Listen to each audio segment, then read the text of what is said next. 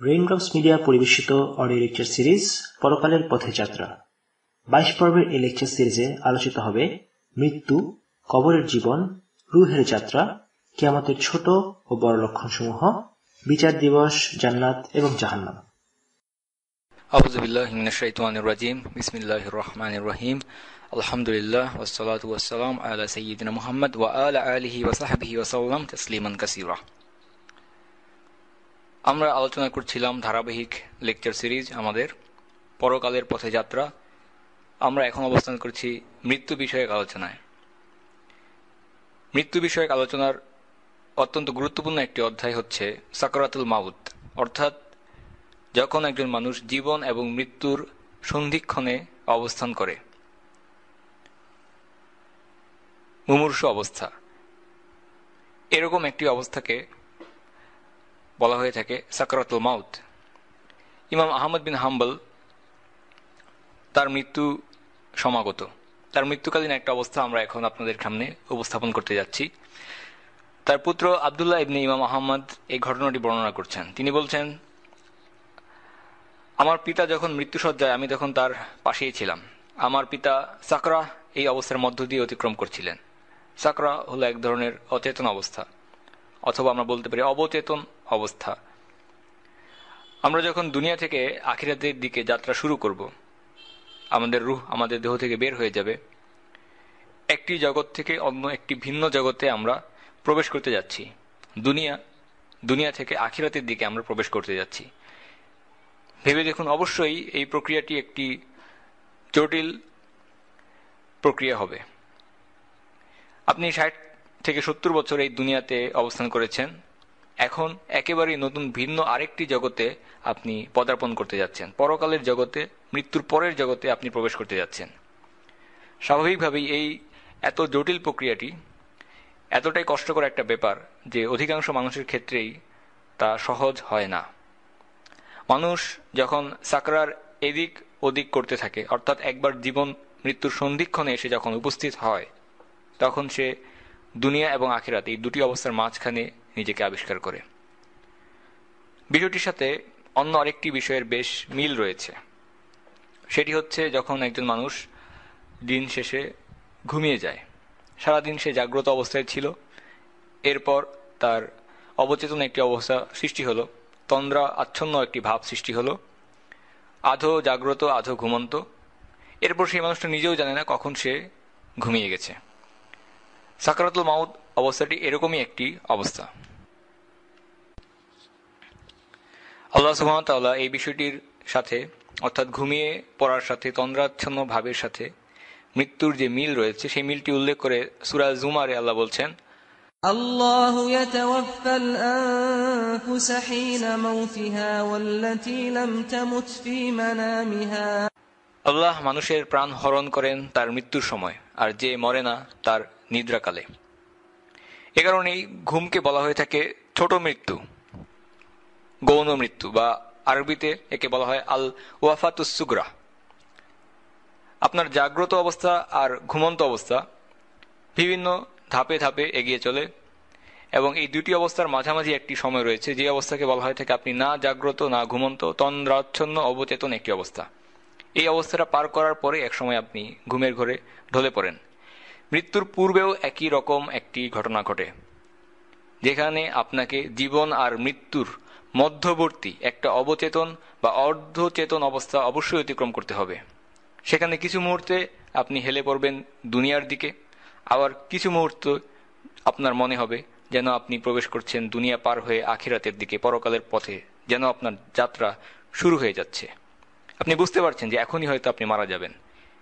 এরকম একটি জটিল অবস্থায় ইমাম আহমদের মৃত্যুসজ্জার কথা আমরা বলছিলাম। ইমাম আহমদ তখন বলছেন লা বাদ, লা বাদ, যার অর্থ হচ্ছে না, এখনই নয়, এখনই নয়। পুত্র আবদুল্লাহ এই কথাটি শুনে খুবই চিন্তিত বোধ করলেন। আপনি পরিস্থিতিটা চিন্তা করে দেখুন, একজন মানুষ মৃত্যু এবং জীবনের মাঝামাঝি অবস্থায় অবস্থান করছে, যেন এই মুহূর্তে সে মৃত্যুবরণ করবে, অথচ সেই মুমূর্ষু ব্যক্তিটি বলছে না, এখনই নয়, এখনই নয়। স্বাভাবিকভাবেই এই কথাটির ব্যাখ্যা কি মনে হতে পারে? অর্থাৎ লোকটি কি বলতে যাচ্ছে বা কি বোঝাতে যাচ্ছে। স্বাভাবিকভাবে আমাদের মনে হতে পারে, না এখনই নয় বলতে হয়তো তিনি বুঝাতে যাচ্ছেন, না আমি এখনই মরতে চাই না। এরকমটা মনে হয় স্বাভাবিক নয় কি? তো এরকম একটি অবস্থায় ইমাম আহমদ কিছুটা সুস্থ বোধ করলেন এবং জেগে উঠলেন। অর্ধচেতন সে অবস্থা থেকে একটু জাগ্রত অবস্থায় ফিরে এলেন। পুত্র আবদুল্লাহ খুবই চিন্তিত উদ্বিগ্ন হয়ে পিতাকে জিজ্ঞাসা করলেন, আব্বাজান, আপনি কেন এমন বলছিলেন যে এখনই নয়? ইমাম আহমদ তখন বললেন, আমি দেখছিলাম শয়তান আমার পাশেই দাঁড়িয়ে আছে। সে তার হাতের আঙ্গুল কামড়ে বলছিল, হে আহমেদ, তুমি তো আমার হাত থেকে ফসকে বের হয়ে গেলে। হে আহমেদ, তুমি তো আমার হাত ফসকে বের হয়ে গেলে।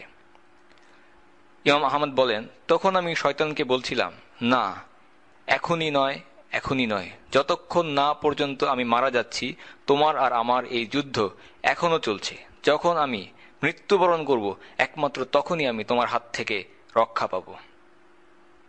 শয়তান রাগে দুঃখে তার হাতের আঙ্গুল কামড়াচ্ছিল, কারণ সে বুঝতে পারছিল যে সে ইমাম আহমদকে কিছুক্ষণের মধ্যেই হারিয়ে ফেলতে যাচ্ছে।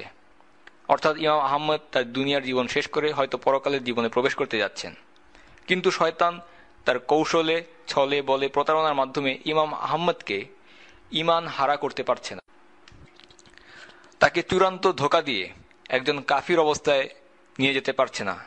ইমাম আহমদ মৃত্যুবরণ করতে যাচ্ছেন একজন মুসলিম হয়ে, মুসলিম অবস্থায়। তাই সেই অভিশপ্ত শয়তান ধোঁকা দিতে গিয়ে বলছিল, হে ইমাম আহমদ, তুমি তো আমার হাত ফসকে বের হয়ে গেলে। হে আহমদ, তুমি তো আমার হাত ফসকে বের হয়ে গেলে। মূলত এটাও ছিল শয়তানের একটি ধোঁকা। তাই ইমাম আহমদ এই গুরুত্বপূর্ণ সংকটপূর্ণ অবস্থাতে তিনি বলছিলেন, না এখনই নয়, যতক্ষণ না আমি মারা যাচ্ছি তোমার আর আমার যুদ্ধ শেষ হবার নয়। সুবহানাল্লাহ, চিন্তা করে দেখুন এই ঈমানদার বান্দাকে, কিভাবে তিনি জীবনের শেষ মুহূর্ত পর্যন্ত লড়াই চালিয়ে গেলেন, কখনোই নিরস্ত হননি। অথচ আমাদের অবস্থা কিরূপ? আমরা অতি সামান্যতেই অনেক বেশি গর্ববোধ করি। আমরা বলেই ফেলি, বাহ, আমি তো জিতেই গেছি, তোমার বিরুদ্ধে আমি জিতে গেছি, তুমি পরাজিত। কিন্তু ইমাম আহমদ কি বলছেন? তিনি বলছেন যে না, যতক্ষণ পর্যন্ত না আমি নিশ্চিত মৃত্যুর কোলে ঢলে পড়ছি ততক্ষণ পর্যন্ত আমি জিতব না, আমি জিততে পারি না। ইমাম আহমদ যখন এইভাবে বলছেন, মৃত্যু হওয়ার আগ পর্যন্ত তিনি শয়তানের কবল থেকে নিরাপদ নয়, তাহলে ব্যাপারটা এরকম হওয়ার খুব বেশি সম্ভাবনা রয়েছে যে আমাদেরকেও শয়তান আমাদের জীবনের শেষ মুহূর্তে এসে পরাজিত করে দিতে পারে। সারা জীবন হতে পারে আপনি শয়তানের বিরুদ্ধে লড়াইয়ে বিজয়ী ছিলেন, ঈমানের যুদ্ধে কখনো পরাজিত হননি, কিন্তু হতে পারে মৃত্যুর পূর্বে যখন শয়তান তার পূর্ণ শক্তি দিয়ে আপনাকে বিভ্রান্ত করার চেষ্টা করবে, আপনি হয়তো ঈমান হারা অবস্থায় মৃত্যুবরণ করতে পারেন। আর এরকম হলে ব্যাপারটা হবে সত্যি খুবই ভয়ঙ্কর এবং মারাত্মক একটি ব্যাপার। ইমাম ইবনে তাইমিয়া রাহিমাহুল্লাহ বলেছেন, এরকম হওয়ার কারণটা হলো এই যে শয়তান বুঝতে পারে আপনার সঙ্গে এটাই তার শেষ সুযোগ। অর্থাৎ যতক্ষণ একটা মানুষের হায়াত রয়েছে ততক্ষণ শয়তান সেই লোকটাকে ধোঁকা দিতে পারে। মৃত্যুর পর শয়তানের তার সঙ্গে আর কোনো লেনদেন নেই। কাজেই যদি এবার আপনি তার হাত থেকে ছুটে যান, অর্থাৎ মৃত্যুকালীন মুহূর্তে যদি আপনি শয়তানের হাত থেকে ছুটে বেরিয়ে যেতে পারেন, ঈমান নিয়ে যদি আপনি শয়তানের বিরুদ্ধে লড়াইয়ে জিতে যেতে পারেন, তাহলে আপনি চিরদিনের জন্যই তার কাছ থেকে মুক্তি পেয়ে গেলেন। সে আর আপনার নাগাল কোনোদিনই পাবে না। শেষ সময় আপনাকে পথভ্রষ্ট করতে না পারার অর্থ সে আপনাকে আর ধরতে পারল না। এজন্যই শয়তান প্রতিটি মানুষের জীবনের শেষ সময়ের দিকে বিশেষ নজর দেয় আর আপনার বিরুদ্ধে তার কাজকে, তার প্রতারণার ধোঁকা এবং ছলনাকে আরও জোরদার করে তোলে। সুতরাং একটু তুলনা করে দেখুন তো আপনার বর্তমান জীবনের মুহূর্ত। আপনি যদি আপনার জীবনের এই মুহূর্তেই শয়তানের বিরুদ্ধে পরাজিত অবস্থায় থাকেন, শয়তানের কাছে প্রতিনিয়ত আপনি পরাজিত হচ্ছেন, তখন যখন আপনার মৃত্যুকালীন অবস্থা চলে আসবে, সংকটপূর্ণ সাকরাতুল মাউতের সেই সংকটপূর্ণ অবস্থা চলে আসবে, যখন আপনি নিজেও একটি অর্ধচেতন অবচেতন অবস্থায় চলে যাবেন, তখন সেই অন্তিম মুহূর্তে এই লড়াই কতটা মারাত্মক আকার ধারণ করতে পারে। আপনি এখন সুস্থ, এই যখন সুস্থ অবস্থায় শয়তান আপনার উপর কেবল সামান্য কিছু মনোযোগ দিচ্ছে, হয়তো অর্ধেক মনোযোগ দিচ্ছে, তখনই আপনি তার কাছে প্রতিনিয়ত পরাজিত হচ্ছেন। তাহলে সেই অভিশপ্ত শয়তান যখন একাগ্রভাবে তার সম্পূর্ণ প্রস্তুতি নিয়ে পূর্ণ শক্তির সাথে আপনার উপর মনোযোগ দেবে, তখন আপনার অবস্থাটা কিরূপ হবে? এগুলি হচ্ছে মৃত্যুকালীন অবস্থা, মৃত্যুকালীন ফিতনা। এজন্যই আমরা সালাতে বৈঠকে বলে থাকি, আল্লাহর কাছে দোয়া করে থাকি যে হে আল্লাহ, আমরা তোমার কাছে জীবন ও মৃত্যুর ফিতনা থেকে আশ্রয় চাই। এখন আসুন আমরা কিছুটা আলোচনা করি যে একজন মানুষের জীবনের যখন সমাপ্তি হবে, অর্থাৎ সে মৃত্যুর দিকে এগিয়ে যাচ্ছে, তখন কি কারণে তার জীবনের করুণ সমাপ্তি ঘটতে পারে, অথবা একটি মন্দ সমাপ্তি ঘটতে পারে, বা বাজে মৃত্যু, খারাপ মৃত্যু হতে পারে, ঈমান হারা অবস্থায় কেন সে মারা যেতে পারে। এই বিষয়টি নিয়ে চলুন আমরা কিছুটা আলোচনা শুরু করি। কেননা আমাদের জীবনের সবচেয়ে গুরুত্বপূর্ণ মুহূর্ত হচ্ছে জীবনের অন্তিম মুহূর্ত। কারণ একজন ব্যক্তি যে অবস্থায় বা যেভাবে মারা যাবে, তার নতুন জীবনের শুরু অর্থাৎ পুনরুত্থান হবে সেই একই অবস্থায়। কেউ ভালো কাজ করতে করতে মৃত্যুবরণ করলো, তার পরকালের জীবনের উত্থান হবে, পুনরুত্থান হবে হাসরের ময়দানে সেই ভালো কাজটি করা অবস্থাতেই। অর্থাৎ যেখান থেকে আপনি শেষ করছেন ঠিক যেন অনেকটা সেখান থেকেই আপনার নতুন জীবনের শুরু হচ্ছে। যদি হজের ইহরামকৃত অবস্থায় তালবিয়া করার সময় কেউ মারা যায়, তো রাসূলুল্লাহ সাল্লাল্লাহু আলাইহি সাল্লাম তার ব্যাপারে বলেছেন সেই ব্যক্তি এভাবে পুনরুত্থিত হবে, সে বলতে থাকবে লাব্বাইক আল্লাহুম্মা আল্লাহুম্মা লাব্বাইক। আর যদি কেউ মারা যায় শহীদ হিসেবে, তো রাসূলুল্লাহ সাল্লাল্লাহু আলাইহি সাল্লাম তার সম্পর্কে বলেছেন সে কিয়ামতের দিনে কবর থেকে যখন বের হয়ে আসবে, তখন তার ক্ষতস্থান থেকে এমনভাবে রক্ত ঝরতে থাকবে যেমনটা যুদ্ধের সময়, মৃত্যুর সময় তার অবস্থা হয়েছিল। যুদ্ধের ময়দানে যেভাবে সে মৃত্যুবরণ করেছে, ক্ষতস্থান থেকে তাজা রক্ত ঝরে পড়ছে, সেই একই অবস্থায় শহীদ হিসেবে সে হাসরের ময়দানে পুনরুত্থিত হবে। তো চিন্তা করে দেখুন, যারা খারাপ কাজ করা অবস্থায় মৃত্যুবরণ করছে, তারা সেই ভয়ানক হাসরের ময়দানে যখন সেই মন্দ কাজ করা অবস্থায় উত্থান হবে, কি ভয়ঙ্কর হতে পারে তাদের সেই পরিণতি। এই জন্যই রাসূলুল্লাহ সাল্লাল্লাহু আলাইহি সাল্লাম সবসময় বলতেন, হে আল্লাহ, আমার জীবনের শেষ কাজকে সবচেয়ে ভালো কাজ হওয়ার তৌফিক দান করো। আরেকটি হাদিসে রাসূলুল্লাহ সাল্লাল্লাহু আলাইহি সাল্লাম বলেন, তোমাদের মধ্যে একজন জান্নাতের কাজ করতে করতে এমন একটি অবস্থায় এসে পৌঁছে যাবে যে জান্নাত থেকে তার দূরত্ব হবে মাত্র 1 কদম। এরপর শেষে এসে তুমি জাহান্নামবাসীদের মতো একটি কাজ করে মৃত্যুবরণ করবে, আর তাই তোমার বাসস্থান হবে জাহান্নাম। আমাদের মধ্যেও অনেকে এরকম থাকতে পারেন বর্তমানে, যারা মনে হচ্ছে যেন একেবারে জান্নাতি লোকদের মতোই তো আমাদের সমস্ত কার্যকলাপ, ভালো কাজ করছেন, আমল করছেন, কিন্তু শেষ মুহূর্তে যে আপনার অবস্থা এমন হতে পারে হয়তো মারাত্মক কোনো ভুল করে ফেললেন, কিছু গড়বড় করে ফেললেন, তখন আপনার ওই অবস্থায় মৃত্যু এসে উপস্থিত হলো, আর আপনার গন্তব্য নির্ধারিত হয়ে গেল জাহান্নাম। আবার এর বিপরীত হতে পারে, আপনি এমন একজন লোক হতে পারেন যিনি জাহান্নামের বাসিন্দাদের মতো যত খারাপ কাজ আছে সব করে চলেছেন। জীবনের শেষ মুহূর্তে এসে আপনি কিছু ভালো কাজ করলেন, তাই দেখা গেল মৃত্যুর পর আপনার অবস্থান হয়ে গেল জান্নাত। তাই সবচেয়ে গুরুত্বপূর্ণ সময় হলো এই শেষ সময়টা। আমরা আল্লাহ সুবহানাহু ওয়া তাআলার কাছে ভালো, পবিত্র ও বরকতপূর্ণ মৃত্যুর জন্য দোয়া করি। এখন আমাদেরকে ভাবতে হবে যে একজন মানুষের জীবন কেন খারাপ সমাপ্তির দিকে নিয়ে যেতে পারে, তাকে কেন সে ঈমান হারা অবস্থায় মৃত্যুবরণ করতে পারে, অথচ হয়তো সারা জীবন সে ভালো কাজ করে এসেছে। 1 নম্বর কারণ হতে পারে যে তার ঈমানে, আকীদাতে, বিশ্বাসে এমন কোনো ত্রুটি বা অপরিপূর্ণতা ছিল যেটা ছিল মূলত প্রথম দিন থেকেই, কিন্তু সে জানত না। যখন মৃত্যুর সময়ে কঠিন পরীক্ষায় সে উপস্থিত হয়েছে, তখন সে সেই পরীক্ষায় ফেল করেছে এবং ঈমান হারা অবস্থায় একটি বাজে পরিণতির মাধ্যমে তার জীবন শেষ হয়েছে। অর্থাৎ 1 নম্বর কারণ হচ্ছে ঈমানে, আকীদাতে ত্রুটি বা অপরিপূর্ণতা থাকা এবং দূষণযুক্ত হওয়া, অর্থাৎ বিশুদ্ধ ঈমান নেই, কিন্তু আপনি এই বিষয়টি জানতেন না। তো একটি সাধারণ উদাহরণের কথা চিন্তা করুন। ধরুন আপনি একটা কম্পিউটার কিনে সেখানে বিভিন্ন কাজ শুরু করলেন। প্রথম মাস সেটা খুব ভালোভাবে চললো, দ্বিতীয় মাসেও ঠিকঠাক মতো কাজ করলো, কিন্তু হঠাৎ আপনি কোনো একটি ভারী সফটওয়্যার কিংবা অ্যাপ্লিকেশন রান করাতে শুরু করলেন, অমনি কম্পিউটারে নানান রকম সমস্যা এসে উপস্থিত হয়ে গেল, এমনকি কাজ করতে করতে সেটা হয়তো নষ্টই হয়ে গেল। তো আপনি পরীক্ষা করতে গিয়ে জানতে পারলেন যে আসলে কম্পিউটারের সমস্যাটা ছিল প্রথম দিন থেকেই, কিন্তু এতদিন ব্যাপারটা আপনি ধরতে পারেননি। কেন প্রকাশ পায়নি? কারণ এই ত্রুটিকে আপনি হালকাভাবে বিবেচনা করছিলেন। আপনি সহজ সরল সফটওয়্যার অ্যাপ্লিকেশন চালাচ্ছিলেন, কঠিন কোনো প্রোগ্রাম, অ্যাপ্লিকেশন অথবা কোনো কার্যক্রম পরিচালনা করেননি। যখনই আপনি একটি কঠিন পরীক্ষা সফটওয়্যার কিংবা অ্যাপ্লিকেশন চালনা করলেন, তখনই কম্পিউটারের ত্রুটিটা ধরা পড়লো এবং আপনার কম্পিউটারটি নষ্ট হয়ে গেল। কেন হলো? কারণ প্রথম দিন থেকে সেখানে একটি গোপন লুকানো ত্রুটি ছিল।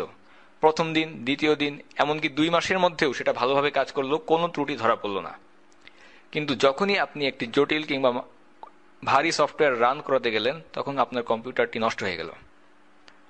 ভেবে দেখুন, এখানে কিন্তু আপনার প্রতি কোনো অবিচার করা হয়নি। প্রথম দিন থেকে এখানে অপ্রকাশিত লুকানো অবস্থায় এমন একটি ত্রুটি ছিল যেটা ধরা পড়েনি, কারণ সেই পরীক্ষা করার জন্য কোনো ফিতনা বা পরীক্ষা এসে সেই ত্রুটি পরীক্ষা করার জন্য কোনো ফিতনা এসে উপস্থিত হয়নি, পরীক্ষা এসে উপস্থিত হয়নি।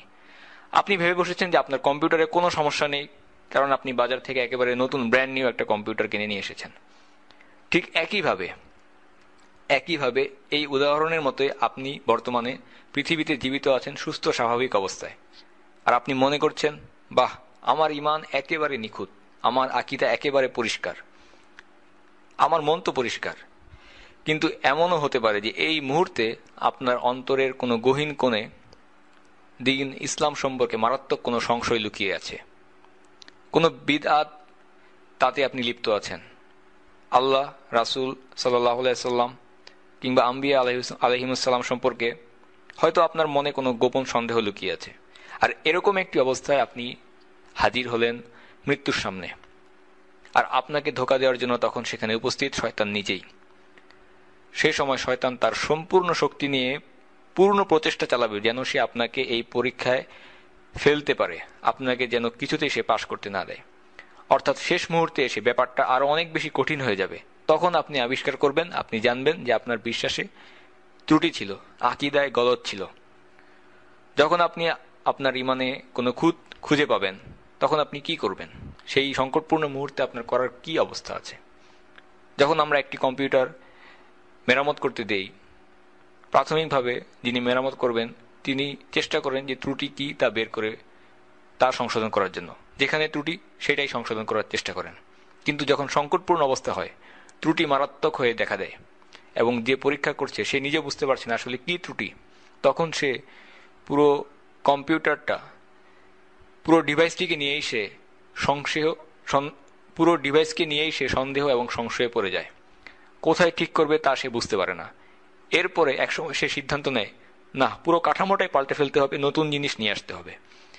হ্যাঁ, এরকমই একটি ব্যাপার হতে পারে আপনার মৃত্যুকালীন সময়ে। আপনি ঈমান, আকীদা, দ্বীন, ইসলামের কোনো বিষয় নিয়ে হয়তো সন্দেহ, সংশয় এর মধ্যে পড়েছিলেন, সারা জীবন কোনো বিদআতে লিপ্ত ছিলেন, কিন্তু এতদিন আপনি জানতেন না, বুঝতে পারেননি, কারণ সেই অনুপাতে মারাত্মক কোনো পরীক্ষা এসে আপনার সামনে হাজির হয়নি। কিন্তু মৃত্যুকালীন সময়ে যখন শয়তান পূর্ণ মনোযোগ দিয়ে আপনার সাথে ধোঁকা, প্রতারণা ইত্যাদি নিয়ে উপস্থিত, তখন আপনি ঈমান, আকীদা নিয়ে হয়ে পড়লেন একেবারে হতবিহ্বল। কি করবেন আপনি বুঝতে পারছেন না।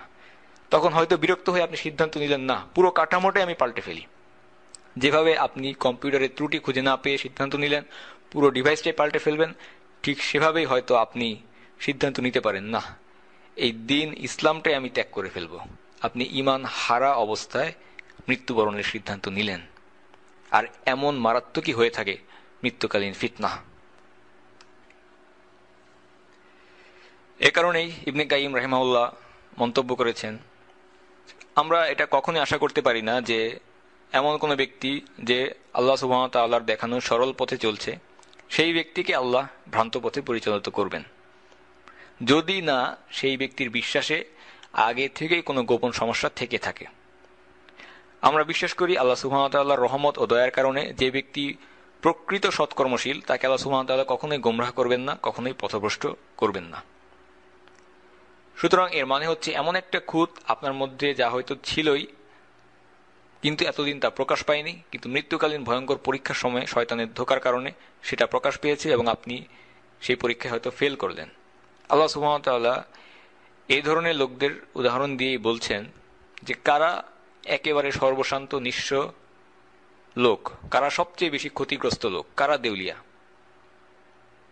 আল্লাহ সুবহানাহু ওয়া তাআলা বলছেন, قل هل ننبئكم بالأخسرين أعمالا الذين ضل سعيهم في الحياة الدنيا وهم يحسبون أنهم يحسنون صنعا। বলুন, আমি কি তোমাদেরকে সেই সব লোকের সংবাদ দেব যারা কর্মের দিক থেকে, আমলের দিক থেকে খুবই ক্ষতিগ্রস্ত? এরাই তো এই দুনিয়ার জীবনে তাদের প্রচেষ্টাকে পণ্ড করেছে, অথচ তারা মনে করে যে তারা সৎকর্ম করেছে। আল্লাহ সুবহানাহু ওয়া তাআলা এখানে আমাদেরকে সবচেয়ে ক্ষতিগ্রস্ত দেউলিয়া মানুষদের কথা বলছেন, যারা ভাবে তারা ভালো কাজ করছে, কিন্তু আসলে তারা যে কাজ করছিল তা ছিল ভুল, যার কোনো পারিশ্রমিক নেই, যার কোনো মূল্য নেই, কাজের কাজ কিছুই তারা করছে না।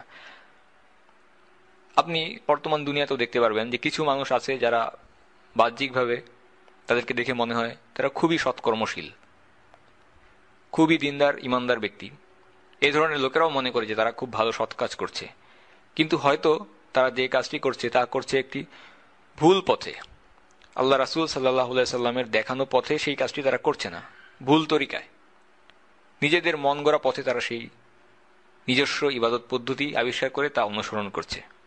তারা আল্লাহ রাসূল সাল্লাল্লাহু আলাইহি সাল্লামের পথ অনুসরণ না করার কারণে আল্লাহ সুবহানাহু ওয়া তাআলার নিকট তাদের কোনো আমল গৃহীত স্বীকৃত হবে না, অর্থাৎ তাদের সমস্ত কর্ম ক্ষতিগ্রস্ত কর্ম, বাতিল কাজ। এরাই হচ্ছে আমলের দিক থেকে সবচেয়ে ক্ষতিগ্রস্ত দেউলিয়া এবং নিঃস্ব লোক।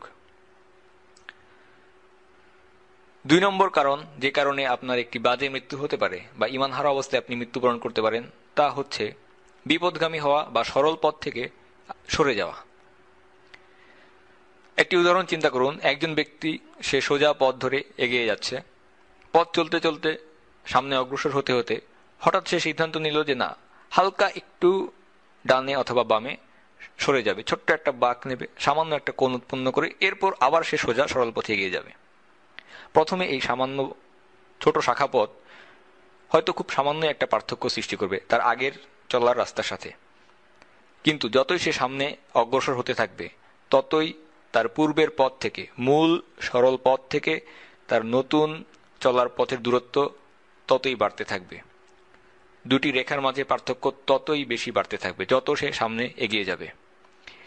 এই ছোট্ট বাঁক কিংবা মোড় প্রথমের দিকে ছোট মনে হলেও যত আপনি সামনের পথ চলবেন তত বেশি সরল পথ থেকে, সিরাতুল মুস্তাকিম থেকে, হেদায়েতের রাস্তা থেকে আপনি বিচ্যুত হয়ে যাবেন। চিন্তা করুন, এমনই একজন সৎকর্মশীল ব্যক্তির কথা। সেই সৎকর্মশীল ব্যক্তিটি আর কেউই নয়, সে হচ্ছে ইবলিস, শয়তান।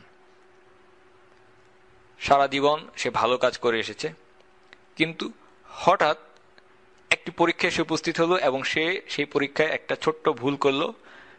কিছু সময়ের জন্য সে তার আগের এতদিন ধরে চলে আসা সরল পথ থেকে ছোট্ট একটা বাঁক নেওয়ার সিদ্ধান্ত নিল। আর এই কাজটি সে করেছিল অহংকার এবং নিজেকে বড় মনে করার কারণে। অহংকার একটা মারাত্মক সমস্যা। আর এইভাবে সে পরিণত হলো সবচেয়ে নিকৃষ্ট একটি সৃষ্টিতে। তার এতদিনের পূর্বের আমল সবকিছুই নস্যাৎ হয়ে গেল। আল্লাহ সুবহানাহু ওয়া তাআলা এই ঘটনাটি উল্লেখ করে কুরআনে বলছেন, ওয়াতলু আলাইহিম নাবাআল্লাযী আতাইনাহু আয়াতিনা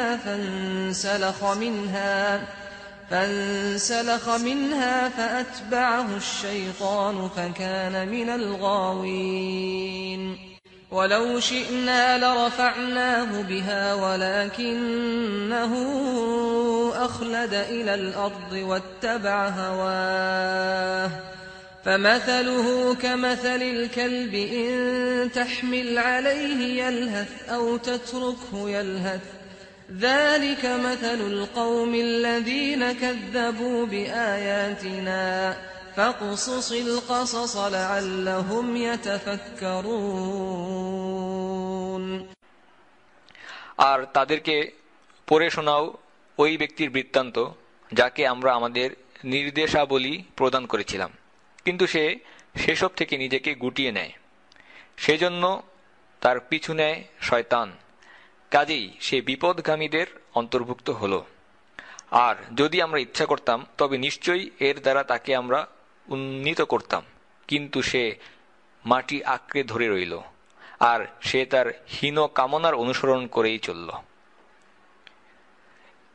এই আয়াতে আল্লাহ সুবহানাহু ওয়া তাআলা এমন একজন ব্যক্তির বিবরণ দিচ্ছেন যে ব্যক্তি আল্লাহর আয়াত সম্পর্কে অবহিত, দ্বীনের ইলম তার আছে, কিন্তু এরপরও জেনে শুনে বুঝে সে নিজের ইচ্ছা আকাঙ্ক্ষা প্রবৃত্তি কামনা বাসনা শাহাওয়াতের অনুসরণ করে চলেছে। আর তাই সেই ব্যক্তির পিছনে লেগেছে কে? শয়তান। আর তাকে করেছে পথভ্রষ্ট। কিন্তু কেন এমন হলো? কারণ সে মাটি আঁকড়ে ধরে রইল, সে দুনিয়ার প্রতি আসক্ত হয়ে রইল। চিন্তা করে দেখুন এই পার্থিব জীবন কি না করতে পারে। এটা এমন একটা ব্যক্তিকে পথভ্রষ্ট করে দিল যার কাছে ইলম ছিল, আল্লাহর আয়াত ছিল, আল্লাহ সুবহানাহু ওয়া তাআলার দেয়া নির্দেশাবলী তার নিকট ছিল। এর পরেও সে সবকিছু হারিয়ে ভুল পথে চলতে শুরু করলো, শুধুমাত্র নিজের দুনিয়ার প্রতি ভালোবাসা আসক্তির কারণে এবং নিজের মন গড়া কামনা বাসনা প্রবৃত্তির অনুসরণ করার ফলে। এজন্যই আমাদের জন্য উচিত হবে নিজেদের মন গড়া কামনা বাসনা, আকাঙ্ক্ষা, শাহাওয়াত থেকে নিজেদেরকে বিরত রাখা। এই দুনিয়ার পিছনে নিজেদের সর্বস্ব সারা জীবন ব্যয় করা, সবকিছু দিয়ে এই দুনিয়াকে পাওয়ার চেষ্টা করা, এটা কি ইসলাম শব্দের পরিপন্থী নয়? কেন এটা ইসলাম শব্দের পরিপন্থী হতে পারে? যদি আমরা আমাদের নিজস্ব সর্বস্ব দিয়ে দুনিয়ার পিছনে ব্যয় করি, দুনিয়াকে পাওয়ার জন্য নিজেদেরকে বিলিয়ে দেই, এর কারণ হতে পারে ইসলাম শব্দের অর্থ নিজেই। চলুন এই মৌলিক বিষয়টিতে আমরা আবার ফিরে যাই। ইসলাম শব্দের অর্থ কি? আল্লাহর প্রতি পূর্ণাঙ্গভাবে নিঃশর্ত আত্মসমর্পণ করা, অর্থাৎ নিজের সবকিছু দিয়ে আল্লাহর নিকট আত্মসমর্পণ করাই হচ্ছে ইসলাম। আপনি যদি আল্লাহর কাছে আত্মসমর্পণ করবেন, সেজন্য হয়তো আপনাকে আপনার নিজের ইচ্ছার বিরুদ্ধে যেতে হতে পারে, নিজের আকাঙ্ক্ষার বিরুদ্ধে যেতে হবে। এরপর আপনি আল্লাহ সুবহানাহু ওয়া তাআলার কাছে নিজেকে সমর্পণ করলেন, আত্মসমর্পণ করলেন। তখন আপনার নিজের ইচ্ছা, নিজের কোনটা ভালো লাগে, খারাপ লাগে, তার আর কোনো মূল্য নেই। আপনার নিজের বিবেক কোনটাকে সঠিক বলছে, কোনটাকে ভুল বলছে, এই বিষয়ের আর কোনো মূল্য থাকে না, কারণ আপনি পরিপূর্ণভাবে আত্মসমর্পণ করেছেন। এটাই হচ্ছে ইসলাম শব্দের অর্থ। তখন আপনি আল্লাহ সুবহানাহু ওয়া তাআলার সন্তুষ্টির জন্য তাই করবেন যেটা আল্লাহ সুবহানাহু ওয়া তাআলা চান। যেটা আপনার নিজের ভালো মনে হয় সেই বিষয়টি করবেন না। নিজের শখ, আল্লাহ, সবকিছু আল্লাহ সুবহানাহু ওয়া তাআলার জন্য আপনি সমর্পণ করবেন। এটাই হচ্ছে ইসলাম শব্দের অর্থ। আর তখনই হলেন আপনি একজন মুসলিম। অথচ আমাদের মূল সমস্যা হচ্ছে যে আমরা আল্লাহর এই দিনকে, পরিপূর্ণ দিনকে এমনভাবে মানতে চাই যেন আমরা নিজেরা যা ভালো মনে করব সেটাই হচ্ছে সঠিক, অর্থাৎ যার যার বুঝ অনুযায়ী, নিজেদের সুবিধা মতো। যখন অবসর সময় পেলাম তখন হয়তো আল্লাহর ইবাদত বন্দিগিতে কিছুটা সময় ব্যয় করলাম। মূলত আমরা যেটা করতে যাচ্ছি সেটা হচ্ছে যে আমরা নিজেরা অটল অবিচল থাকলাম, নিজেদেরকে পাল্টাবো না, ইসলামের কিছুটা কাটছাট করে ইসলামকে বদলে নিয়ে নিজেদের সাথে মানিয়ে নেওয়া, মানানসই করে নেওয়া। অথচ এটা করার কোনো অনুমতি সেই ব্যক্তির জন্য নেই যে ব্যক্তি নিজেকে দাবি করে যে আমি পূর্ণভাবে আত্মসমর্পণ করেছি। তার কি ইচ্ছে থাকতে পারে? বরং আমাদের উচিত হবে আমরা নিজেরা বদলে যাব এবং ইসলামের সাথে নিজেদেরকে খাপ খাইয়ে নেব, মানানসই করে নেব। ইসলাম থাকবে অপরিবর্তিত, কারণ এটাই হচ্ছে ইসলাম শব্দের অর্থ। এটাই পরিপূর্ণভাবে আত্মসমর্পণ করা। আল্লাহ সুবহানাহু ওয়া তাআলার কাছে আত্মসমর্পণের অর্থ এটাই। এই লোকের কাছে, যার উদাহরণ আল্লাহ সুবহানাহু ওয়া তাআলা কুরআনে দিয়েছেন, তার নিকট জ্ঞান, ইলম, আল্লাহ সুবহানাহু ওয়া তাআলার নির্দেশনাবলী থাকা সত্ত্বেও এগুলো তার কোনোই উপকারে আসেনি, কারণ সে অনুসরণ করেছে নিজের ইচ্ছা, কামনা বাসনা। আর এ কারণেই সে হয়েছে বিপদগামী ব্যক্তিদের একজন। আরেকটি হাদিসে রাসূলুল্লাহ সাল্লাল্লাহু আলাইহি ওয়াসাল্লাম বলছেন, আমি তোমাদের উপর যে জন্য সবচেয়ে বেশি ভয় করি তা হলো এমন এক ব্যক্তি যে কুরআন মুখস্থ করেছে সেই পর্যন্ত যতক্ষণ না তার চেহারায় কুরআনের নূর, আলো এসে আবির্ভূত হলো। এরপর সেই ব্যক্তি আল্লাহর আয়াত থেকে নিজেকে দূরে সরিয়ে নিল। সে তার প্রতিবেশীর উপর তরবারি চালালো আর তাকে শিরক করার দোষে অভিযুক্ত করল। সে তাকে মুশরিক বলে অভিযুক্ত করল। হুযায়ফা বিন ইয়ামান রাদিয়াল্লাহু তাআলা আনহু জিজ্ঞাসা করলেন, তাদের মধ্যে কে মুশরিক, অভিযোগকারী ব্যক্তি না অভিযুক্ত ব্যক্তি? রাসূলুল্লাহ সাল্লাল্লাহু আলাইহি ওয়াসাল্লাম বললেন, অভিযোগকারী ব্যক্তি। অভিযোগকারী ব্যক্তি সে নিজেই মুশরিক, অথচ সে এমন একটি অবস্থায় ছিল সে কুরআন হিফজ করেছে যতক্ষণ পর্যন্ত না তার চেহারায় কুরআনের নূর, আলো এসে উপস্থিত হয়েছে। এরপর সে পথভ্রষ্ট হয়েছে, কারণ সে নিজেকে আল্লাহর আয়াত থেকে দূরে সরিয়ে নিয়েছে। ইবনে কাসির এই হাদিসটি সম্পর্কে বলেছেন, এই হাদিসটির সনদ জাইদ, অর্থাৎ ভালো। এখন আমরা আরেকটি কাহিনী বর্ণনা করতে যাচ্ছি, অত্যন্ত শিক্ষণীয় এই ঘটনাটি। এই ঘটনাটি হচ্ছে বারসিসার কাহিনী। বারসিসা ছিলেন বনি ইসরায়েলের একজন সুখ্যাত উপাসক, ধর্মযাজক, আবিদ বান্দা। তার কাহিনীর মূল শিক্ষণীয় বিষয় হচ্ছে দিন থেকে যত সামান্য পরিমাণ সরে যাওয়াই হোক না কেন, যত সামান্য পরিমাণে আপনি বাঁক নেওয়ার সিদ্ধান্ত নেন না কেন, অর্থাৎ দিন থেকে কিছু বিষয় বাদ দিলেন আপনার সুবিধার জন্য, অথবা একটু দিন থেকে সরে গেলেন, সেটাই হতে পারে আপনার চূড়ান্ত খারাপ পরিণতির কারণ। চলুন আমরা সেই বারসিসার কাহিনীটি শুনে নেই এবং দেখি কিভাবে তিনি একজন আবিদ, সুখ্যাত উপাসক, ধর্মযাজক, নেককার বান্দা হওয়া সত্ত্বেও ঈমান হারা অবস্থায় মৃত্যুবরণ করেছেন। বারসিসা তার নিজের একটি মন্দির ছিল এবং সেখানে সে একনিষ্ঠভাবে নিজেকে উপাসনায় নিয়োজিত রাখত। এমন সময় বনি ইসরায়েলের জাতির 3 জন ব্যক্তি, তারা পুরুষ এবং 3 ভাই, তারা সিদ্ধান্ত নিল আমরা আল্লাহর রাস্তায় জিহাদ করব। কিন্তু তাদের সমস্যা ছিল, তাদের একজন বোন ছিল এবং তারা ভেবে পাচ্ছিল না যে এই বোনকে কার নিকট রেখে যাবে, অর্থাৎ তার রক্ষণাবেক্ষণ, নিরাপত্তা কে দিবে। তারা এই বিষয়টি নিয়ে চিন্তিত ছিল। তারা লোকদেরকে জিজ্ঞাসা করলো যে কোথায় আমরা আমাদের বোনকে রেখে আল্লাহর রাস্তায় বের হতে পারি, আমরা তো তাকে একা ফেলে রেখে এই অবস্থায় তো যেতে পারি না, কোথায় তাকে রেখে যাওয়া যায়। তখন তারা তাদেরকে বলল, লোকেরা বলল, তাকে রেখে যাওয়ার সবচেয়ে ভালো ব্যক্তি হবে, সবচেয়ে উপযুক্ত স্থান হবে ওই ব্যক্তি, ওই উপাসকের কাছে রেখে যাও, সেই সবচেয়ে ধার্মিক ব্যক্তি আর আমাদের মধ্যে সবচেয়ে বিশ্বাসযোগ্য। তোমাদের বোনকে তার কাছে রেখে যাও, সে তার খেয়াল রাখবে। তারা সেই আবিদ ব্যক্তির কাছে গেল, তাকে পরিস্থিতি খুলে বলল যে এই হলো অবস্থা, আমরা আল্লাহর রাস্তায় জিহাদে বের হতে চাই, আপনি কি কষ্ট করে আমাদের বোনকে রেখে রাখতে পারবেন, তার রক্ষণাবেক্ষণ, যাতে তার কোনো ক্ষতি না হয়, দুষ্ট লোক যেন তার কোনো ক্ষতি না করে, তার নিরাপত্তা, ভালো মন্দ দেখে রাখা, এগুলো করতে পারবেন কি? তখন সেই আবিদ বান্দাটি কি উত্তর দিল? তিনি বললেন যে আমি তোমাদের থেকে আল্লাহর কাছে আশ্রয় চাই, আমার কাছ থেকে তোমরা চলে যাও। তখন ওই ব্যক্তিকে কিছু সময় পর শয়তান এসে ধোঁকা দিল। শয়তান তার মনে ওয়াসওয়াসা দিল, তাকে বলল, আচ্ছা তুমি কি ভেবে দেখলে না যে এই অসহায় মেয়েটিকে তুমি কার কাছে রাখার দায়িত্ব দিয়ে যাচ্ছ? তুমি এত সৎ ব্যক্তি, আবিদ ব্যক্তি, তুমি যদি তার খেয়াল না রাখো তাহলে তার খেয়াল কে রাখবে? হয়তো কোনো দুষ্টি ব্যক্তি। আর এরপর তো তুমি জানোই কি খারাপ পরিণতি হতে পারে। কি করে তুমি পারলে এই ভালো কাজটি হাতছাড়া করে দিতে? কেন তুমি দায়িত্ব এড়িয়ে যাচ্ছ? এভাবে শয়তান সেই আবিদ ব্যক্তির মনে ওয়াসওয়াসা দিতে লাগলো। দেখুন, শয়তান কিন্তু তাকে একটি ভালো কাজের দিকে উৎসাহিত করছে। একটি মেয়ের নিরাপত্তা দেওয়া, তাকে দেখে রাখা, ভালো কাজই তো। এই কাজে শয়তান তাকে উৎসাহিত করছে। তো এরপর বারসিসা সেই ভাইদেরকে ডেকে এনে আবার বলল, আচ্ছা ঠিক আছে, আমি তার খেয়াল রাখবো, কিন্তু একটা শর্ত আছে, আর তা হচ্ছে যে সে আমার ধারে কাছে থাকতে পারবে না। এই মন্দিরে তো নয়, বরঞ্চ অনেক দূরে আমার একটা বাড়ি আছে, সেই বাড়িতে আলাদা ঘরে যদি তোমরা তাকে রাখতে চাও তাহলে আমি রাজি আছি। তো এরপর সেই মেয়েটিকে জানানো হলো যে তুমি ওখানে থাকো আর আমি আমার মন্দিরে থাকবো। তো মেয়েটা সেই বাড়িতে একটা আলাদা ঘরে থাকতো, আর সেই ধর্মযাজক তার জন্য প্রতিদিন খাবার নিয়ে এসে তার মন্দিরের বাইরে রেখে দিত। সেই মেয়েটার বাড়িতে পর্যন্ত যেত না, নিজের দরজার বাইরে খাবার রেখে দিত, আর মেয়েটিকে তার ঘর থেকে বের হয়ে এসে কিছু দূর পথ পাড়ি দিয়ে এরপর খাবার নিয়ে ফিরে যেতে হতো। সেই ধার্মিক ব্যক্তি মেয়েটির দিকে তাকিয়ে পর্যন্ত দেখত না। এরকম বেশ কিছুদিন চলে গেল। এরপর শয়তান আবার তার কাছে এসে বলল, তুমি করছোটা কি? তুমি কি জানো না মেয়েটা যখন তার ঘর থেকে বের হয়ে আসে আর তোমার মন্দিরের দিকে আসবে, এটুকু পথ পাড়ি দিতে লোকে তো তার দিকে নজর দেবে, তাকে দেখবে। তোমার উচিত হলো যে তোমার এই খাবারটা তার মেয়ের দরজায় গিয়ে, সেই মেয়েটার বাসস্থানের দরজায় গিয়ে রেখে আসা। তো ধার্মিক ব্যক্তি চিন্তা করলো, হ্যাঁ আসলেই তো, শয়তান তো ঠিকই বলেছে। যদিও সে বুঝতে পারেনি তার মনের ওয়াসওয়াসা আসলে তাকে কোন খারাপ পরিণতির দিকে নিয়ে যাচ্ছে।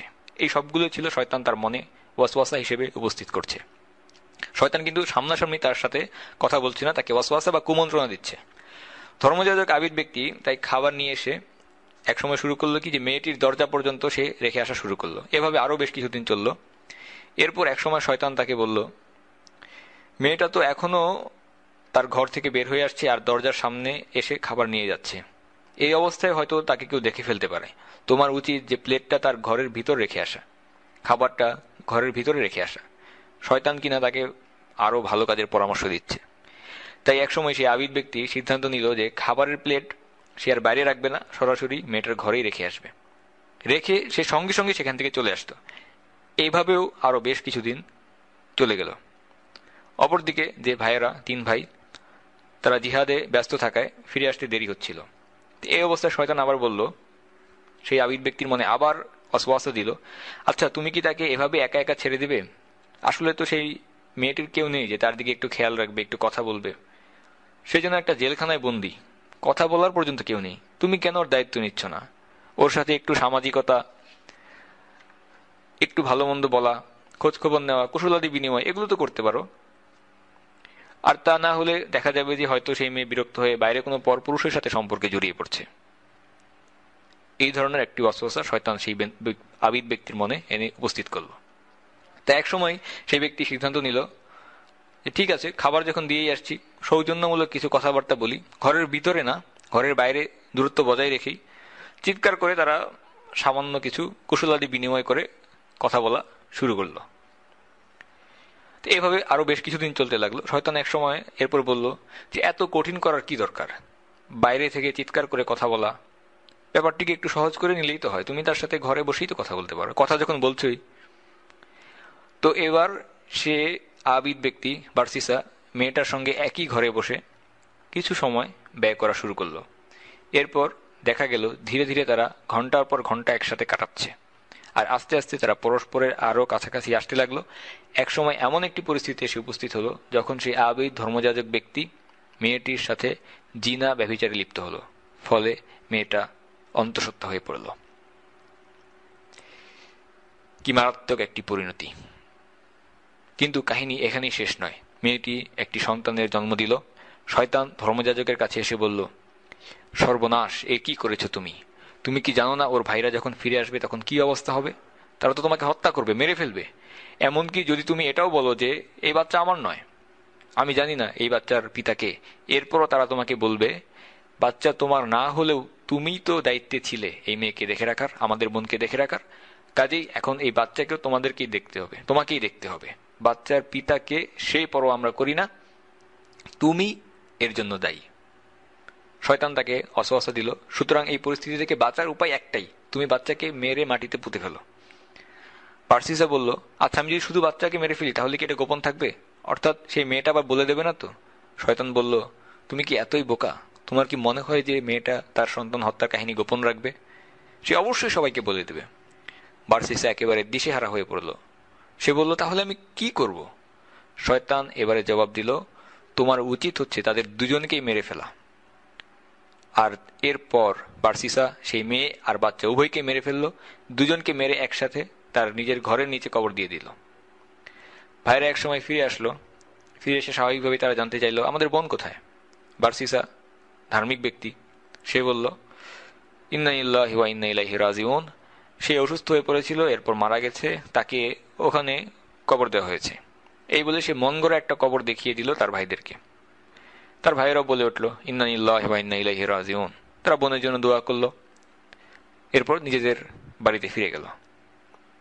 রাতের বেলা তিন ভাইয়ের মধ্যে এক ভাই একটা স্বপ্ন দেখল। আর সেই স্বপ্নে কে এসেছিল? শয়তান নিজেই। সে তাকে বলল, তুমি বার্সিসের কথা বিশ্বাস করো? এটা বিশ্বাস করতে পারলে? সে মিথ্যা বলেছে। সেই ব্যক্তি তোমার বোনের সাথে জিনা ব্যভিচার করেছে, আর এরপর তাকে সন্তান সহ মেরে ফেলেছে। আর যদি আমার এই কথা প্রমাণ চাও তাহলে আমি তোমাদেরকে সেই কবর দেখিয়ে দিতে পারবো। তোমাদেরকে যে কবর দেখানো হয়েছে সেই কবরে তোমাদের বোন নেই, আছে তার ঘরের নিচে, পাথরের নিচে। তো ভাই রাতের বেলা ঘুম ভেঙে গেল। সে তার বাকি ভাইদেরকে এই স্বপ্নের কথা জানালো। তারা বলল যে হ্যাঁ, আমরাও তো একই স্বপ্ন দেখেছি, তাহলে নিশ্চয়ই সত্যি হবে। পরদিন তারা সেই বার্সিসার দেখানো মিথ্যা কবরটা খুঁড়ল, কিন্তু কিছুই পেল না। এরপর তারা তাদের বোনের ঘরে গিয়ে দেখল, মাটি সরালো এবং দেখতে পেল যে বোনের মৃতদেহের সাথে একটা শিশু। অর্থাৎ যেই ঘরে তাদের বোন থাকতো সেই ঘরে পাথরের নিচে কবর দেওয়া বোনের মৃতদেহ এবং সেখানে একটা শিশু। তারা গিয়ে এরপর বার্সিসাকে ধরল। মিথ্যুক, এইসব করেছো তুমি?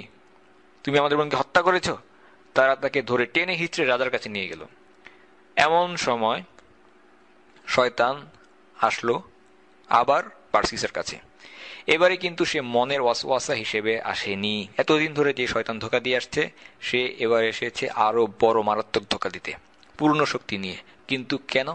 কারণ শয়তান বুঝতে পারছে যে এই ব্যক্তির হয়তো কিছুদিনের মধ্যেই, এমনকি কিছু সময়ের মধ্যেই মৃত্যু হয়ে যেতে পারে। তাই চূড়ান্ত সময় মারাত্মক ধোঁকা দেওয়ার জন্য শয়তান এসেছে পূর্ণ প্রস্তুতি নিয়ে, আসল মানুষের রূপ ধরে। শয়তান এসে তাকে বলল, বার্সিসা, তুমি কি জানো আমি কে? আমি হচ্ছি শয়তান, আমি সে যে তোমাকে এত ঝামেলার মধ্যে ফেলেছি। আর যেহেতু সমস্যা সৃষ্টি করেছি আমি, অতএব এর সমাধানটাও আমারই জানা। আর আমি সে একজন যে তোমাকে এখন এই বিপদ থেকে উদ্ধার করতে পারবো। আমি এইসব সমস্যা সৃষ্টি করেছি, আমার কাছে আছে সমাধান। এখন তোমার কি ইচ্ছা সেটা তুমি জানো, তুমি করতে পারো। তুমি যদি সিদ্ধান্ত নাও যে ঠিক আছে তুমি মৃত্যুবরণ করবে, তো করতে পারো। আর যদি তুমি সিদ্ধান্ত নাও যে আমার পরামর্শ মেনে তুমি রক্ষা পাবে, মুক্তি পাবে, তাহলে সেই উপায়টা আমি তোমাকে বলে দিতে পারি। বার্সিসা বলল, দয়া করে আমাকে বাঁচাও। শয়তান বলল, আমাকে সিজদা করো। বার্সিসা শয়তানের প্রতি সিজদা করল। কিন্তু এরপর শয়তান কি বলল? শয়তান বলল, তোমাকে অনেক অনেক ধন্যবাদ, তোমার সাথে দেখা হয়ে আমার খুবই ভালো লাগলো, আমি একটা সুন্দর অভিজ্ঞতা লাভ করলাম। এরপর সে তাকে আর কোনোদিন দেখতে পেল না। বার্সিসা শয়তানের উদ্দেশ্যে সিজদা করল, আর এটাই ছিল তার জীবনের শেষ কাজ, কারণ এর কিছুক্ষণ পরে তার মৃত্যুদণ্ড কার্যকর করা হলো। সুতরাং তার জীবনের শেষ কাজটা তাহলে ছিল একটা শিরক, শয়তানকে সিজদা করা। অথচ সে ছিল এমন একজন উপাসক যে কিনা ছিল সরল পথের উপর, হেদায়েতের উপর প্রতিষ্ঠিত। কিন্তু যেহেতু সে এক সময় সিদ্ধান্ত নিয়েছিল কিছু বিষয় দিন থেকে ছাড় দিলে কি এমন ক্ষতি হয়, একটার পর একটা ধাপ সে অতিক্রম করছিল, যদিও মনে হচ্ছিল যেটা খুবই ছোট্ট একটা পাক, সামান্য বিষয় যাকে তুচ্ছ বলে উড়িয়ে দেওয়া যায়। একটু সুবিধার নামে, দিনের মাসলার নামে সে এগুলো করছিল। কিন্তু দেখুন তার মারাত্মক শেষ পরিণতির কি ভয়াবহ অবস্থা। নিজের ইচ্ছা কামনা বাসনাকে অনুসরণ করার বিপত্তিটা এখানেই। আমরা আমাদের জ্ঞান কুরআনের যতখানি জানি, আমাদের ইবাদত নিয়ে যেন কখনোই অতিরিক্ত আত্মবিশ্বাসী না হয়ে যায়। সুবহানাল্লাহ, আমাদের তো সবসময় উচিত নিজেদেরকে নিয়ে ভীত থাকা, শঙ্কায় থাকা। কখনোই যেন আমরা অতিরিক্ত আত্মবিশ্বাসী না হয়ে যাই, বরং আমাদেরকে উদ্বিগ্ন থাকতে হবে।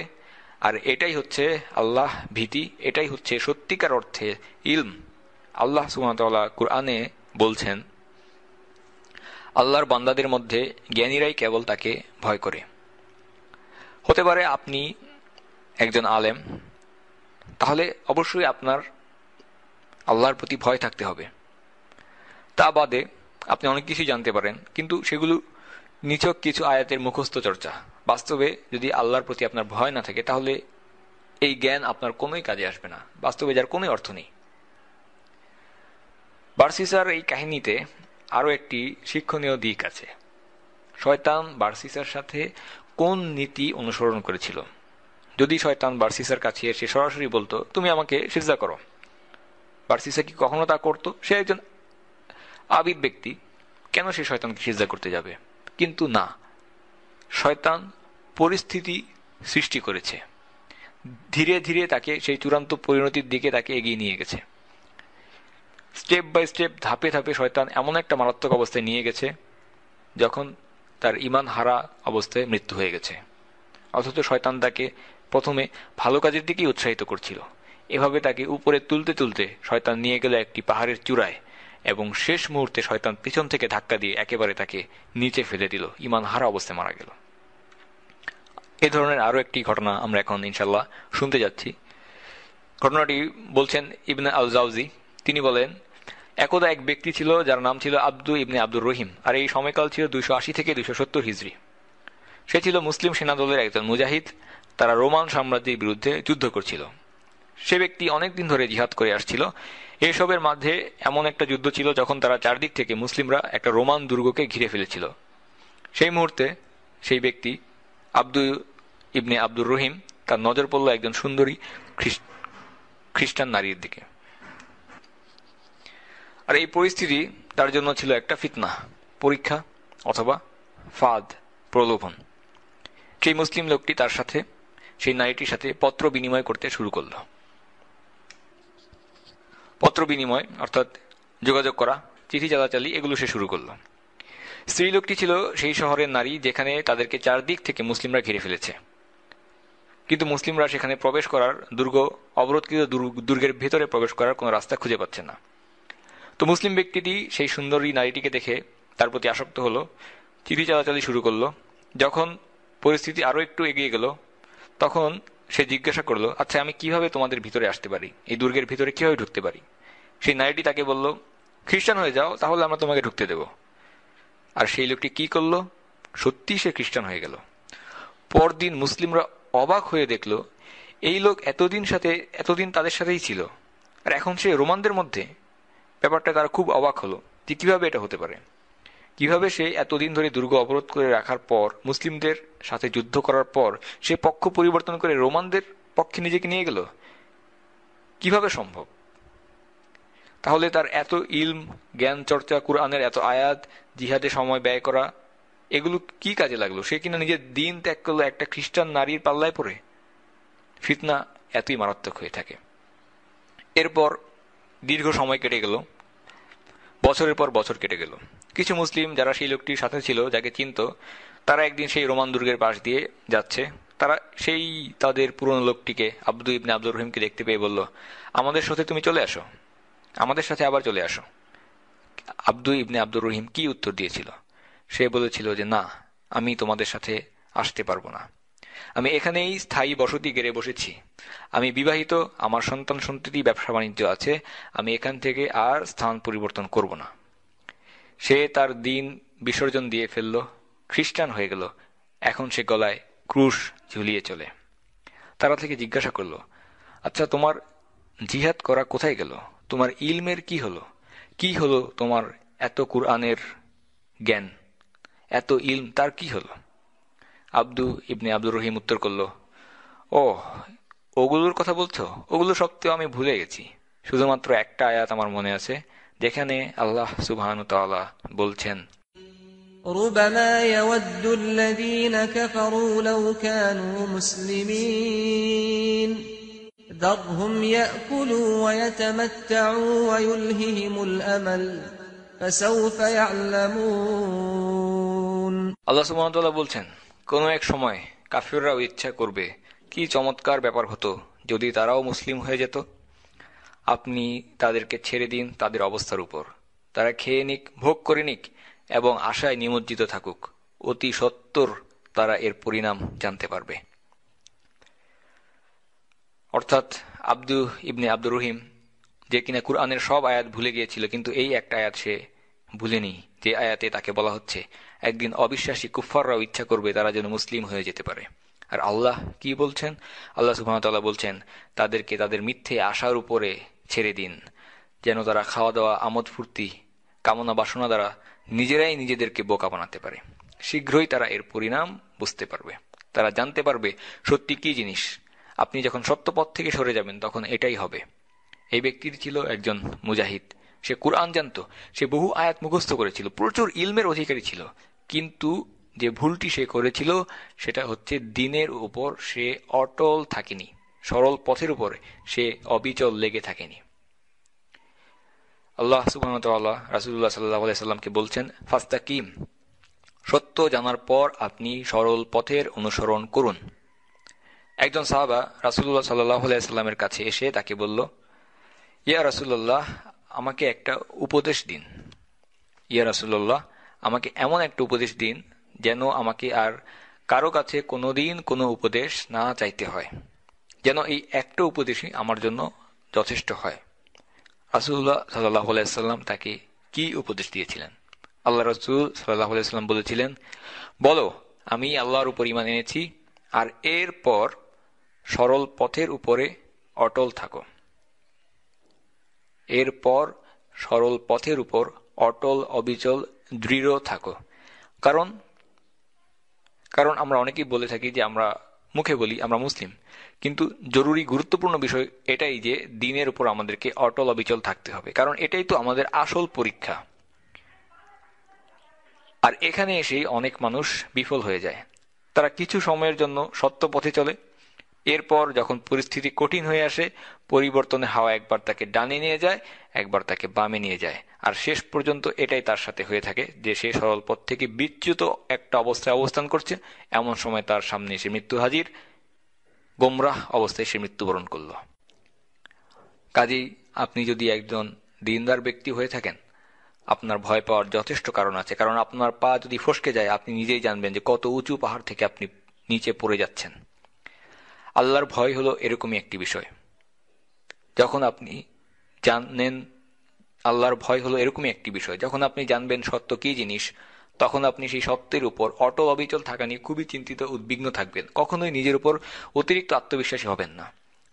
যে কারণে আমরা দৈনিক সালাতে 17 বার আল্লাহ সুবহানাহু ওয়া তাআলার কাছে প্রার্থনা করছি। আমরা বলছি, হে আল্লাহ, আমরা একমাত্র তোমারই ইবাদত করি এবং শুধুমাত্র তোমারই সাহায্য প্রার্থনা করি। ইয়াকা না'বুদু ওয়া ইয়াকা নাস্তাইন, ইহদিনাস সিরাতাল মুস্তাকিম, আমাদেরকে সরল পথ দেখাও। আমরা প্রতিদিন আমাদের ফরজ সালাতে দৈনিক 17 বার আল্লাহ সুবহানাহু ওয়া তাআলার কাছে এই দোয়া করতে থাকি।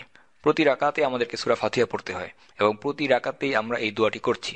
অর্থাৎ হিসাব করলে দেখা যাচ্ছে দৈনিক 17 বার আমরা আল্লাহ সুবহানাহু ওয়া তাআলার কাছে এই সরল পথের উপর থাকার জন্য দোয়া করছি, যেন তিনি আমাদেরকে এই পথে পরিচালিত করেন, এর উপর অবিচল রাখেন। এছাড়া অতিরিক্ত সুন্নাহ, নফল সালাহ, এগুলোতেও আমাদেরকে সূরা ফাতিহা পড়তে হয়। কিন্তু চিন্তা করার বিষয় হচ্ছে যে কেন এই একটি আয়াত আমাদেরকে বারবার পড়তে হচ্ছে? কারণ এটাই হচ্ছে সবচেয়ে গুরুত্বপূর্ণ বিষয়, অর্থাৎ দ্বীনের উপর অটল অবিচল থাকতে পারা। তৃতীয় যে একটি কারণে একজন মানুষের খারাপ মৃত্যু হতে পারে, অর্থাৎ একজন মানুষের বাজে পরিণতি হতে পারে, এমনকি ঈমান হারা গোমরা অবস্থায় মৃত্যু হতে পারে, তা হচ্ছে সারা জীবনভর ক্রমাগত গুনাহের কাজে লেগে থাকা। আমরা অনেক সময় মনে করে থাকি যে ছোট গুনাহ, এগুলোকে গুরুত্বহীন মনে করি এবং সেগুলো পরিত্যাগ করি না, বরঞ্চ সেই গুনাহগুলো আমাদের একটি অভ্যাসে পরিণত হয়ে যায়। আর এভাবে এই ছোট সামান্য গুনাহগুলো জমতে জমতে অনেক বড় একটি গুনাহে পরিণত হয়। এবং উলেমাগণ এটাকেই বলেছেন যে এই ছোট গুনাহগুলো যখন জমতে থাকে তখন তা একদিন বড় একটি কবিরা গুনাহ আকারে আত্মপ্রকাশ করে। ইমাম আল জাহাবি তার আল কাবায়ের গ্রন্থে মানুষের জীবনের মন্দ সমাপ্তি সম্পর্কে এই কারণটিকে বেশ গুরুত্বের সাথে উল্লেখ করেছেন। তিনি কয়েকজন ব্যক্তির জীবনের শেষ পরিণতি উল্লেখ করেছেন, যাদেরকে বলা হয়েছিল যে তোমরা লা ইলাহা ইল্লাল্লাহ এই কালেমাটি পড়ে নাও, কিন্তু তারা সেই কালেমাটি পড়তে পারেনি। তিনি উল্লেখ করেছেন একজন ব্যক্তির কথা যার নেশা ছিল দাবা খেলা। মৃত্যুর সময় লোকেরা তাকে বলল যে তোমার সময় সমাগত, তুমি লা ইলাহা ইল্লাল্লাহ এই কালেমাটি উচ্চারণ করো, কিন্তু সে তা কিছুতেই বলতে পারল না। এমনকি মৃত্যুর পূর্ব মুহূর্তে সে অনবরত বলতে লাগলো, কিস্তিমাত কিস্তিমাত কিস্তিমাত। ইমাম আল জাহাবি আরেকজন ব্যক্তির কথা উল্লেখ করেছেন যাকে বলা হয়েছিল তুমি লা ইলাহা ইল্লাল্লাহ পড়ো, আর সেই ব্যক্তি কি জবাব দিয়েছিল? সেই ব্যক্তি বলছিল, আমাকে একটা বোতল দাও, একটা গ্লাস দাও, আমি মদ খাবো। যেহেতু সে ছিল মাদকাসক্ত, তাই শেষ মুহূর্তে এসেও তার মাথায় মদের কথাই ঘুরছিল। আর রাবি বিন সাবুরা আরো একজন ব্যক্তির কথা উল্লেখ করেছেন যিনি তার মৃত্যুর সময় উপস্থিত, এবং সেই ব্যক্তির দায়িত্ব ছিল, সে ছিল একজন ক্যাশিয়ার বা অ্যাকাউন্টেন্ট। তার কাজ ছিল হিসাব নিকাশ করা, টাকা গণনা করা। মৃত্যুর সময় তাকে সবাই উৎসাহিত করলো, তুমি লা ইলাহা ইল্লাল্লাহ পড়ো, কিন্তু সে সেই অবচেতন মনে সাকরাতুল মাউতের অবস্থায় সারা জীবন যা করে এসেছে সেই বিষয়টি তার মাথায় কাজ করছে। সে বলতে শুরু করলো 10, 11, 12, 13, 14, এরপর মৃত্যু পর্যন্ত সে এভাবেই নাম্বার গুনতে লাগলো। ইমাম ইবনে আল কাইয়ুম আরেকটি কাহিনী বর্ণনা করেছেন যেখানে একজন ব্যক্তিকে মৃত্যুবরণ করার সময় লা ইলাহা ইল্লাল্লাহ পড়তে বলা হয়েছিল। সে বলছিল, আমি বলতে পারছি না, আমি বলতে পারছি না। অথচ সেই ব্যক্তির জিহ্বায় কোনো সমস্যা ছিল না, সে স্বাভাবিক প্রাঞ্জলভাবে কথা বলতে পারত, কিন্তু লা ইলাহা ইল্লাল্লাহ এই কথাটি সে বলতে পারছিল না। আল্লাহ সুবহানাহু ওয়া তাআলা তাকে এটা বলার তৌফিক দিলেন না, কেননা তার জীবনে বলার মতো, এই কথা বলার মতো এবং এই কথার সাথে মিল আছে এমন কোনো কাজ রেকর্ড তার ছিল না। মৃত্যুর সময় এই ভয়ঙ্কর অবচেতন অর্ধচেতন অবস্থাটি কেমন হবে তা বোঝার জন্য চিন্তা করে দেখুন সেই উদাহরণটি যা আমাদের শুরুতে দেয়া হয়েছিল, অর্থাৎ অবচেতন এই অবস্থাটি ঠিক যেন তন্দ্রাচ্ছন্ন অবস্থায় ঘুমিয়ে পড়ার মতো। যখন আপনি ঘুমিয়ে পড়েন তখন আপনি কি নিয়ে স্বপ্ন দেখেন? সাধারণত অধিকাংশ মানুষ তাই স্বপ্ন দেখে যে সারা দিন সে যা নিয়ে চিন্তা করে বা যেটা করে বা তার ধ্যান জ্ঞান যেটা, সেই বিষয় নিয়ে হয়তো সে স্বপ্ন দেখে। হতে পারে সুস্বপ্ন অথবা দুঃস্বপ্ন। যখন আপনি কোনো একটা বিষয় নিয়ে অনবরত ভাবতে থাকেন, সেটাই আপনার রাতে স্বপ্নের মধ্যে উঠে আসে। আপনার মাথায় কি চলছে এটা বোঝার একটা সহজ উপায় হলো যে সকালে যখন আপনি ঘুম থেকে উঠেন, তখন ফ্রেশ ঘুম থেকে উঠলেন, প্রথম কোন বিষয়টি আপনার মাথায় চিন্তায় আসে? মৃত্যু অনেকটা হচ্ছে ঘুমের মতোই, যাকে বলা হয়ে থাকে ছোট মৃত্যু, গৌণ মৃত্যু। কাজেই যখন আপনি ঘুম থেকে জাগ্রত হতে যাচ্ছেন, ওই মুহূর্তটা অনেকটা সাকরাতুল মাউত অবস্থার সাথে মিল রাখে। একজনের মাথায় যেসব চিন্তা ভাবনা আছে, জীবনের শেষ সময়ে এসে ওই চিন্তাগুলোই হাজির হয়।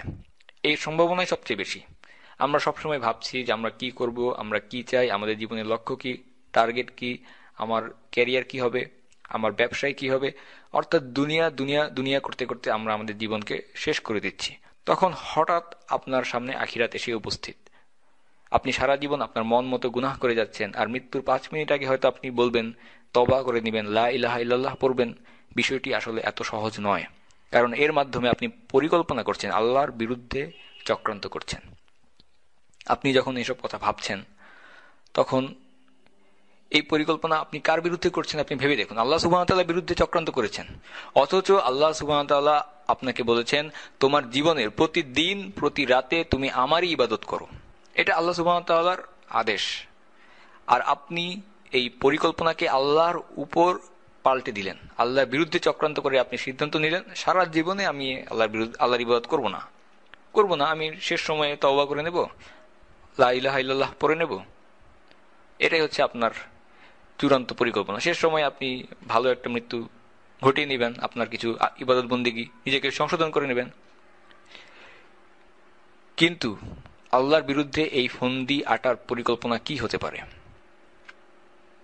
আপনি আসলে ঠিক করেছেন আপনার সমস্ত জীবনকে ব্যয় করবেন আল্লাহর বিরুদ্ধে। আপনি যা চাইবেন তাই করবেন। আপনি এখন অল্প বয়সী, বুড়ো হননি, এখন কি জন্য তওবার কথা চিন্তা করবেন? আপনি মনে করছেন আমি কোনোভাবে আমার জীবন থেকে পালিয়ে বেরিয়ে শেষ দিকে উপস্থিত হই, এরপর তওবা করে ফেলবো, আল্লাহ সুবহানাহু ওয়া তাআলাকে আমি বোকা বানাবো। অথচ আল্লাহ সুবহানাহু ওয়া তাআলা কুরআনে কি বলছেন শুনে দেখুন। আল্লাহ সুবহানাহু ওয়া তাআলা বলছেন, وَمَكَرُوا وَمَكَرَ اللَّهُ وَاللَّهُ خَيْرُ الْمَاكِرِينَ। আর তারাও চক্রান্ত করেছিল, আর আল্লাহ পরিকল্পনা করেছেন, আর আল্লাহ পরিকল্পনাকারীদের মধ্যে সর্ব উত্তম। একজন শায়েখ কয়েক সপ্তাহ আগে একটা বাস্তব ঘটনার উল্লেখ করেছেন। তারা একজন বৃদ্ধ লোকের সাথে দেখা করতে গিয়েছিলেন। লোকটি অসুস্থ, জীবনের অন্তিম শয্যায় সে এসে উপস্থিত, মৃত্যুকালীন মুহূর্তে নিজেকে সে হাজির করেছে। তারা ওই বাড়িতে পৌঁছে গিয়ে দেখলেন সারা বাড়িতে ফুল ভলিউমে টেপ রেকর্ডারে গান চলছে, আরবের সঙ্গীত শিল্পী উম্মে কুলসুমের গান। পুরো বাড়ি গানে গমগম করছে। শায়েখ তাদেরকে যেয়ে বললেন, কি অবস্থা, তোমরা আল্লাহকে ভয় করো, একজন মানুষ মারা যাচ্ছে আর তোমরা গান শুনছ। এর ফলে তারা নিজের বিষয়টা চিন্তা করলো যে একজন মানুষ মারা যাচ্ছে আর আমরা কিনা গান বাজাচ্ছি। তারা গান বন্ধ করে কুরআন ছেড়ে দিল। অথচ আশ্চর্য হওয়ার মতো বিষয় হচ্ছে, যে ব্যক্তির জন্য এই পরিস্থিতি, মুমূর্ষ মৃত্যু পথযাত্রী ব্যক্তি, সেই বৃদ্ধ ব্যক্তি কুরআন শুনতে পেল, আর সে বলল বন্ধ করো এটা, বন্ধ করো এটা, আমার উম্মে কুলসুমের গান আবার লাগাও, কারণ ওটা শুনলেই আমার মন জুড়িয়ে যায়, কুরআন শুনলে আমার ভালো লাগে না। এরপর কিছু সময়ের মাঝে সে মারা গেল। সেই ব্যক্তি কি জানে না তার সামনে কি পরিস্থিতি এসে উপস্থিত হয়ে যাচ্ছে? সে কি জানে না গান শোনার ফল কি হতে পারে আর কুরআন শোনার ফল কি হতে পারে? সে জানে, কিন্তু নিজের শেষ মুহূর্তে এসেও সে সারা জীবন যে চক্রান্ত করে এসেছিল, শেষ মুহূর্তে নিজেকে সংশোধন করে নেবে, আল্লাহর বিরুদ্ধে ধোঁকা প্রতারণার মাধ্যমে জয়ী হয়ে যাবে। সে শেষ মুহূর্তে এসে ঠিক তাই করেছে, সারা জীবন সে যা করে এসেছিল। কারণ আপনি সারা জীবন একটা বিষয় নিয়ে চলতে থাকবেন আর আপনার মৃত্যু হবে সেই অবস্থাতেই। আপনি যেসব কাজ করে অভ্যস্ত, আপনার সেই কাজের মধ্যে ব্যস্ত থাকা অবস্থায় মৃত্যু হওয়ার সম্ভাবনা সবচেয়ে বেশি। আপনি কখনো ভাববেন না যে আল্লাহকে আপনি বোকা বানাবেন। আপনার মনে আল্লাহ সুবহানাহু ওয়া তাআলার সম্পর্কে ভয় থাকা উচিত। যে ব্যক্তি আল্লাহর আযাব থেকে নিজেকে নিরাপদ মনে করে, তারাই সবচেয়ে ক্ষতিগ্রস্ত। খাশিয়া, আল্লাহ ভীতি মুসলিমদের জন্য খুবই মৌলিক একটা ব্যাপার। মুসলিম হওয়ার পর প্রাথমিক যে বিষয়গুলো একজন মুসলিমের অবশ্যই থাকতে হবে, সেটা হচ্ছে আল্লাহকে ভয় করা, নিজের ঈমান সম্পর্কে অতিরিক্ত আত্মবিশ্বাসী না হওয়া, অন্তরে খাশিয়া, আল্লাহর ভয় রাখা। জীবনের শেষ মুহূর্ত খারাপ হওয়ার চতুর্থ কারণ হচ্ছে দুর্বল ঈমান বা দুর্বল বিশ্বাস। সুলাইমান আব্দুল মালিক আল আওয়ামির খলিফা মুসলিম বিশ্বের একজন খলিফা ছিলেন। তিনি মক্কা মদিনায় সফর করতে গিয়ে একবার জিজ্ঞাসা করেছিলেন যে তোমাদের মাঝে এমন কেউ কি আছে যারা রাসূলুল্লাহ সাল্লাল্লাহু আলাইহি সাল্লামকে নিজের চোখে দেখেছো? লোকেরা বলল, হ্যাঁ, একজন ব্যক্তি আছে, তার নাম হচ্ছে আবু হাজিম। তিনি বললেন, তাকে আমার সামনে এনে উপস্থিত করো। তারা আবু হাজিম মালিককে নিয়ে আসলো। খলিফা সুলাইমান ইবনে আবদিল তাকে একটা প্রশ্ন করলেন, আচ্ছা, তুমি আমাদেরকে উত্তর দাও তো যে আমরা কেন মৃত্যুকে ভয় পাই, কেন আমরা মারা যেতে চাই না, অথচ আমরা সবাই জানি যে প্রত্যেককে মৃত্যুবরণ করতে হবে। আবু হাজিম বললেন, এর কারণ হচ্ছে আপনি যা গড়েছেন তা হচ্ছে এই দুনিয়া, আর যা ধ্বংস করেছেন তা হচ্ছে আখিরাত। স্বাভাবিকভাবেই আপনি যা তৈরি করেছেন সেটা ছেড়ে দিয়ে যা নষ্ট করেছেন সেখানে যেতে ঘৃণা করবেন। বিষয়টা খুবই স্বাভাবিক। আপনি যদি আখিরাতের জন্য নিজেকে তৈরি না করেন তাহলে কেন আপনি সেখানে যেতে চাইবেন? আপনি সেখানে যেতে চাইবেন না। আপনি দুনিয়াকে প্রতিষ্ঠিত করেছেন, দুনিয়াকে ভালো করেছেন, দুনিয়ার ভালো চেয়েছেন, আপনার সারা জীবনের চিন্তা চেতনায় ছিল দুনিয়াতে কিভাবে আরামায়েশে থাকবেন, আখিরাতের জন্য আপনি কিছুই করেননি। এখন এরকম একটি অপ্রস্তুত অবস্থায় যখন মৃত্যু এসে আপনার সামনে হাজির হবে আর মৃত্যু বলবে আমি তোমাকে দুনিয়া থেকে ছিনিয়ে নিয়ে আখিরাতে নিয়ে ফেলবো, তোমার ভোগ বিলাস, তোমার প্রতিষ্ঠা, সম্মান সবকিছু থেকে নিয়ে তোমাকে অন্য একটা জগতে নিয়ে যাব, তখন স্বাভাবিকভাবে আপনি দুনিয়াকেই ভালোবাসবেন আর আখিরাতকেই ঘৃণা করবেন। আপনি যেতে চাইবেন না পরকালে। এর কারণ হলো আপনার দুর্বল ইমান। দুর্বল ইমান হওয়ার কারণ তাহলে কি? সেটা ছিল এই দুনিয়ার জন্য আপনার ভালোবাসা, দুনিয়ার জন্য আপনার মোহ। আপনি দুনিয়াকে ছাড়তে চাচ্ছেন না, কিন্তু দুনিয়াই আপনাকে ছেড়ে চলে যাচ্ছে, আপনার মৃত্যু সামনে এসে উপস্থিত। যখন আমরা এই দুনিয়াকে ভালোবাসতে শুরু করি তখন আখিরাতে যেতে চাই না। আর এই দুনিয়ার মোহের কারণে আমাদের জীবনের শেষটাও হতে পারে অত্যন্ত ধ্বংসাত্মক, মারাত্মক। এজন্যই উলামাগণ বলেছেন, যদি কারো হৃদয়ে এই পৃথিবীর জন্য ভালোবাসা থাকে তাহলে ঠিক মৃত্যুর পূর্বে যখন সে বুঝতে পারবে তার এই প্রিয় দুনিয়া ছেড়ে চিরদিনের জন্য সে আখিরাতে চলে যাচ্ছে, তখন সে সেটাই পছন্দ করবে। অর্থাৎ তার প্রতি সে আসক্ত হয়ে যাবে যে দুনিয়ার সাথে সে নিজেকে আবদ্ধ করে রেখেছিল। আর যার কারণে তার সামনে এসে মৃত্যু উপস্থিত, সে আল্লাহ সুবহানাহু ওয়া তাআলাকে সে ঘৃণা করবে। আল্লাহ সাক্ষাৎ সে করতে চাইবে না, কারণ সে মনে করবে আমি তো এখনো প্রস্তুত নই, আমি তো আখিরাতের জন্য কিছুই করিনি।